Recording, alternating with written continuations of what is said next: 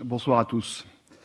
Monsieur le préfet, monsieur le président du conseil régional, amiral, colonel, mesdames et messieurs les parlementaires, mesdames et messieurs les maires, mesdames et messieurs les présidents de comités de communes et d'agglomération représentés ici ce soir, mesdames et messieurs les élus, monsieur le président de la CCI, monsieur le président de la CPME 56, mesdames et messieurs les chefs d'entreprise et acteurs économiques, chers amis.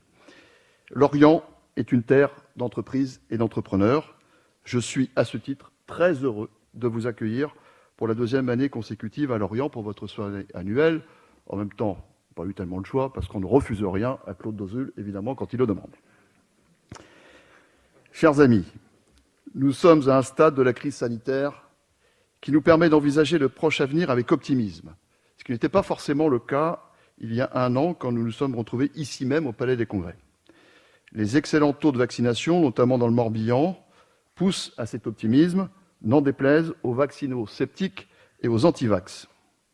C'est sans doute le moment de se projeter vers l'avenir, alors que la reprise économique est forte, voire très forte, même dans certains secteurs. Nous en sommes là parce que la gestion économique de la crise a été, on peut le dire, extraordinaire, mais surtout exemplaire à de nombreux égards.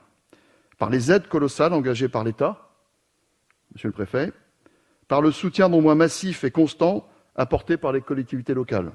La région, en premier lieu, dont c'est la compétence, mais également nos communautés de communes et d'agglomération qui ont agi en complément de ces aides et ont souvent en plus mis en place des dispositifs propres de soutien, comme ça a été le cas à Lorient Agglomération.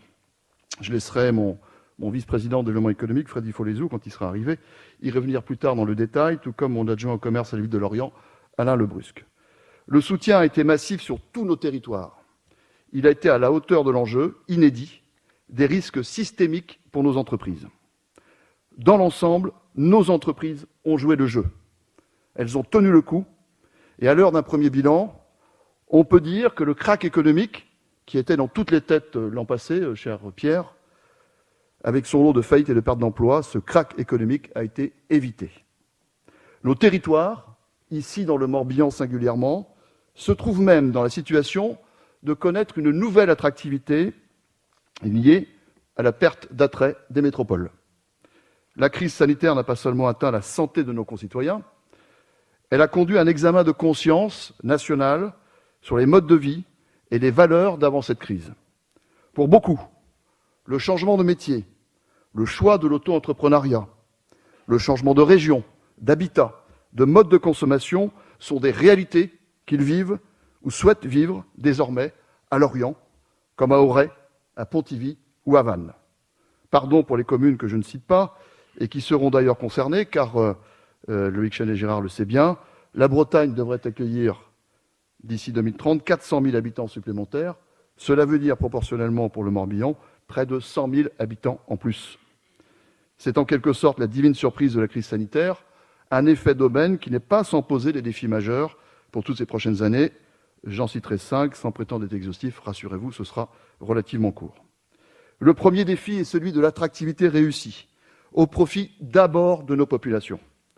On le mesure déjà, l'arrivée de métropolitains, au pouvoir d'achat souvent supérieur à nos populations, accroît les commandes dans le secteur de l'artisanat et du BTP, ça c'est positif, mais tend également les marchés fonciers, plus 15% par exemple sur le logement à Lorient en un an, et particulièrement sur la zone littorale. Et le risque est grand de voir nos habitants de plus en plus exclus des marchés de primo-accession ou de location dans nos villes. Perspective évidemment inacceptable pour les élus que nous sommes et qui doit nous conduire à intensifier l'effort de construction et de réhabilitation de logements, tout comme l'engagement de mesures de régulation. Je pense par exemple aux locations touristiques de courte durée. Nous y sommes prêts à Lorient Agglomération. Le deuxième défi majeur est celui de l'emploi et de l'accompagnement du développement de nos entreprises, notamment en leur permettant de recruter les collaborateurs nécessaires à leur activité. Sur le territoire de Lorient Agglomération, il ne se passe pas une journée sans qu'une entreprise ne me fasse part de ses difficultés de recrutement, jusqu'à mettre en péril parfois leur pérennité, et je sais que c'est une réalité que vivent la plupart des élus ici en Bretagne. Alors même que nous constatons par ailleurs la persistance de taux de chômage élevés en certains points de notre territoire, et ici même à Lorient, rapprocher l'offre de la demande est donc une ardente obligation qui doit nous obliger à un effort de formation encore plus ciblé et plus exigeant, tout en réfléchissant à l'amélioration des conditions de travail et à la hausse du niveau des salaires, afin de renforcer l'attractivité perdue de certains métiers qui s'avèrent de plus en plus nombreux. Je pense par exemple au maritime. Ne négligeons pas la question de la transmission et de la reprise d'entreprise. Je pense par exemple au secteur agricole, si nous voulons être au rendez-vous de l'autonomie alimentaire et du développement des circuits courts en alimentation. À Lorient, nous défendons la création d'un projet d'Inno-Campus des métiers du maritime, qui, en complément de la démarche de Brest, doit être une réponse forte aux besoins d'emploi dans l'ensemble de la filière. Nous attendons le soutien appuyé de l'État et de la région, cher Loïg, pour que cet Inno-Campus bénéficie de la labellisation de campus des métiers et des qualifications et voit le jour très rapidement. Le troisième défi est celui de l'accessibilité des mobilités. Mobilité des actifs au quotidien, logistique professionnelle pour nos entreprises. À cet égard, comment ne pas s'inquiéter de la saturation de certaines portions de la RN 165 qui devient un frein pour nos entreprises.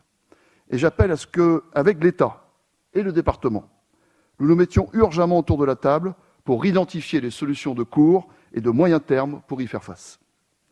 Le développement des transports ferrés de voyageurs et de marchandises est une autre priorité. Et nous attendons notamment de la SNCF qu'elle soit l'entreprise exemplaire qu'elle a indiqué vouloir être encore ce matin, par exemple, avec son train des territoires que j'ai accueilli avec plaisir à Lorient. Autant dire que de mon point de vue, ce n'est pas gagné, ni sur la densification des dessertes TER, par exemple entre Hennebont et Quimperlé, ni sur la mise en œuvre de solutions de tram-train, comme par exemple sur la voie marchandises reliant la gare de Lorient au port de commerce. Les délais annoncés pour investir, on m'a parlé de 2037, ne sont pas acceptables. Enfin, nous devons maintenir et favoriser notre accessibilité. Cela passe par le maintien d'un trafic aérien au départ du Morbihan, qui est essentiel pour nos entreprises qui se battent sur des marchés mondiaux. À ce titre, nous nous félicitons de la désignation récente du nouveau concessionnaire de l'aéroport de Lorient. Je ne sais pas si on peut le citer. Voilà, EDIS en groupement avec la Chambre de commerce du Morbihan et Sipago. Mais ce choix ne garantit pas la réouverture d'un Lorient-Lyon ou d'un Lorient-Paris. Là aussi, nous aurons besoin du soutien de l'État, de la région, comme des autres communautés de communes et d'agglomérations morbihanaises ou sud-finistériennes, car cet aéroport est l'aéroport de tout le Morbihan. Le quatrième défi est celui de la mise à niveau de nos équipements, de nos services et de nos logements.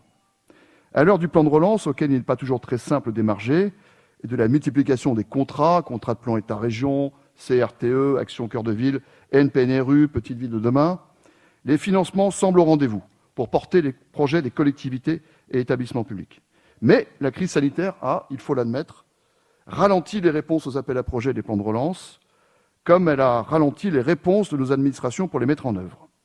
Monsieur le préfet, comme cela a été annoncé pour les programmes Action Cœur de Ville ou Petite Ville de demain, et même Territoires d'industrie qui vont bénéficier de prolongations importantes, il serait judicieux d'obtenir de l'État central la prolongation des appels à projets de France Relance. C'est aussi un enjeu économique fondamental pour nos entreprises. Par ailleurs, si nos collectivités sont incitées à investir et à entrer dans un cercle vertueux du fait de cette nouvelle attractivité, la perspective d'un retour aux contraintes dites de Cahors, qui ne sont pas annoncées, mais qui sont craintes quand même par la plupart des décideurs publics, il y aura un après 2022, pourrait limiter les possibilités financières des collectivités. Ceci serait contradictoire avec la volonté de relancer l'investissement local, notamment productif. Moi, j'appelle à des relations de confiance entre l'État et les acteurs publics locaux, plutôt que ces relations de méfiance, voire de défiance que nous avons connues depuis 2012. Je parle des relations entre l'État central, bien sûr, et les collectivités, sous la pression de la réduction des déficits publics, dont on ne dira jamais assez qu'ils sont d'abord, ces déficits publics, et très majoritairement, au moins 85%, du fait de l'État. Enfin, le cinquième défi est celui de la conduite de la transformation écologique et énergétique. Nous avons là aussi besoin d'un cadre réglementaire clair et incitatif, mais aussi d'un environnement jurisprudentiel qui rende compatible développement et transformation écologique, ce qui n'est pas toujours le cas. Sur le cadre réglementaire, je fais allusion notamment au projet d'implantation de plateformes éoliennes flottantes au large de nos côtes. L'acceptation sociale sera d'autant plus grande que les retombées économiques et fiscales au profit de nos territoires seront assurées. Quant à l'environnement jurisprudentiel, comment ne pas s'inquiéter de décisions récentes de la justice administrative qui interprètent de plus en plus strictement les conditions de développement économique sur notre littoral au nom d'une lecture radicale de la loi Elan. Je pense à la décision de la Cour administrative d'appel de Nantes sur un permis de construire à Kerpap-Pleumeur et des menaces convergentes sur un projet de thalassothérapie pourtant bien nécessaire à Kerguelen et l'Armor-Plage. Nous allons accompagner les mutations de nos appareils productifs importants sur le territoire lorientais, à l'image de la fonderie de Bretagne qui devra s'adapter à l'évolution technologique et écologique du marché de l'automobile pour faire évoluer sa production. J'ai la conviction, sans doute partagée par beaucoup d'entre vous, que la décroissance prônée désormais par certains ouvertement conduirait à la régression économique et à une catastrophe sociale. Mesdames et messieurs, pour conclure, la crise sanitaire a ceci de salutaire qu'elle nous oblige à réinventer un modèle de développement plus respectueux des grands équilibres environnementaux et sociétaux. Mais n'oublions pas les fondamentaux économiques, ici renforcés par la pression démographique nouvelle, issue notamment des métropoles. Pour nos territoires, il s'agit incontestablement d'un tournant, et je pèse mes mots. Il est impératif que nous organisions nos politiques publiques, permettant aux populations qu'elles puissent continuer de vivre et travailler au pays, et non de nous laisser devenir de vastes zones de villégiature où l'économie résidentielle deviendrait majoritaire, avec les inconvénients que l'on peut désormais connaître sur de nombreuses communes littorales. Vous avez compris que notre choix n'est pas celui-là. Notre choix, c'est un développement économique responsable et durable, celui de nos emplois et celui de l'avenir. Je vous remercie.